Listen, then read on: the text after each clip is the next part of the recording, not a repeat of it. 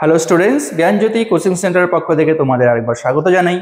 আমি রাজীব স্যার এবং আজকে আমরা আলোচনা করব কলকাতা ইউনিভার্সিটি তোমরা যারা থার্ড সেমিস্টারে পড়াশোনা করছো পলিটিক্যাল সায়েন্স নিয়ে, সেটার মাইনর স্টুডেন্টদের জন্য আজকে আমরা সিলেবাসটা নিয়ে আলোচনা করব।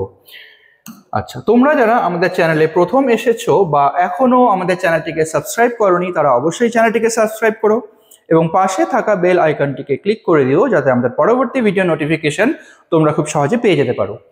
এছাড়া তোমরা যারা আমাদের সাথে অনলাইনে যুক্ত হতে চাও এবং আমাদের থেকে কোর্স পারচেস করতে চাও, তারা অবশ্যই স্ক্রিনে যে দুটো নাম্বার তোমরা দেখতে পাচ্ছ, এই নাম্বারে আমাদের সাথে সরাসরি যোগাযোগ করে নিতে পারো।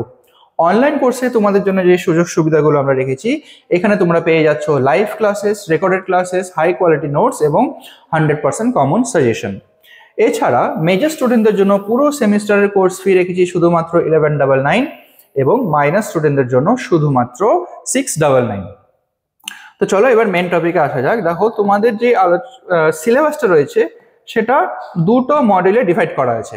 তো মডিউল 1 এর মধ্যে কি কি আছে দেখো, এখানে প্রথমেই দিয়েছে শুধু তিনটাই পার্ট আছে। একটা কি, conceptualising the political power and authority, মানে রাজনীতির ধারণা সমূহে আমরা আলোচনা করব এবং তার ক্ষমতা এবং কর্তৃত্ব কি কি রয়েছে এই সমস্ত নিয়ে আমাদের আলোচনার বিষয় থাকবে।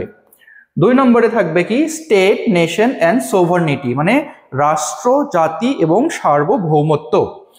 তারপরে যে 3 নম্বরে রয়েছে ল, লিবার্টি, ইকুয়ালিটি, এবং এই তিনটার মধ্যে ইন্টার রিলেশনশিপ, মানে পারস্পরিক সম্পর্ক কি আছে তাদের মধ্যে, মানে আইন, স্বাধীনতা এবং সমতার মধ্যে পারস্পরিক সম্পর্কগুলো যা যা রয়েছে সেই বিষয়ে আমরা মডিউল 1 এর আন্ডারে আলোচনা করব। ঠিক আছে, এরপরে যেটা আছে তোমাদের মডিউল 2, এখানেও কিছু সেরকম কিছু নেই, জাস্ট 3টা পার্টই আছে। তো 4 নম্বরে দেখো rights, justice, main focus on Rawls and freedom, মানে রলস এর উপর ভিত্তি করে রাইটস এবং জাস্টিস নিয়ে আমরা আলোচনা করব। তারপরে রয়েছে কি, ফ্রিডম মানে স্বাধীনতা। তারপরে রয়েছে কি, democracy including classifications of David held.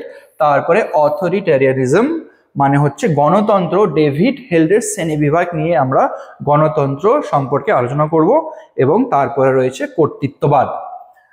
এবং 6 নম্বরে যেটা আছে পলিটিক্যাল অব্লিগেশনস, সিটিজেনশিপ, মানে কি রাজনৈতিক বাধ্যবাধকতা এবং নাগরিকতা, ঠিক আছে, বা নাগরিকত্ব। তো তোমাদের সিলেবাসে শুধু এইটুকুই রয়েছে। ভিডিওটা যদি ভালো লেগে থাকে তাহলে অবশ্যই লাইক আর কমেন্ট করো। দেখা হবে তোমাদের সাথে পরবর্তী ভিডিওতে। ততক্ষণ পর্যন্ত ভালো থেকো, সুস্থ থেকো।